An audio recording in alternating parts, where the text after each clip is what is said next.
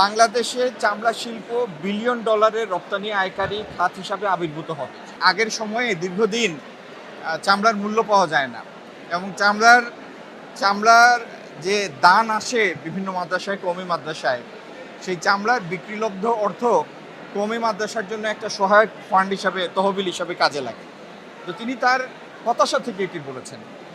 এই হতাশা থেকে চামড়া শিল্পকে তার সত্যিকার পটেনশিয়ালে আবির্ভূত করা, এটা তো 2.5 মাসে সম্ভব না। আমার সরকারের বয়সটা 2.5 মাস। একটু আপনারা আমাদেরকে সময় দিন।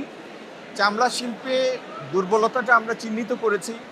চামড়া খাতের সাথে সংশ্লিষ্ট প্রত্যেকের সাথে আমি একাধিকবার বসেছি এবং আপনাদেরকে আমরা আশ্বস্ত করতে চাই, যদি আল্লাহ তৌফিক দেন, বাংলাদেশে চামড়া শিল্প বিলিয়ন ডলারের রপ্তানি আয়কারী খাত হিসাবে আবির্ভূত হবে। এটির দুর্বলতা যেই জায়গায় ছিল সেগুলি সারানোর উদ্যোগ আমরা নিচ্ছি, কিন্তু সেটা 2.5 মাসে সম্ভব না। একটু সময় দিন। আর আমার যে ভাই সাংবাদিক সম্মেলনটি করেছেন, তার প্রতি আমার অনুরোধ, চামড়া শিল্পকে, চামড়া খাতকে সত্যিকারভাবে একটি সম্ভাবনাময় খাতে রূপান্তরের জন্য আপনার আমার সবার দায়িত্ব হচ্ছে এই সাময়িক সময়ে, আপৎকালীন সময়ে এক পিস চামড়াও যেন নষ্ট না হয়। যার জায়গা থেকে আমরা দায়িত্বশীল আচরণ করব।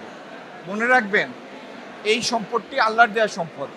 এই দেশ যেখানে সম্পদ অপ্রতুল, সেখানে কোনো ধরনের সম্পদ নষ্ট করা হচ্ছে আল্লাহর বরকত থেকে বঞ্চিত হওয়া। জেনে শুনে জ্ঞাতসারে এরকম একটা কাজ আমরা করতে পারি না। কি বুঝলেন ভাই? অনলি যেটাই চাই।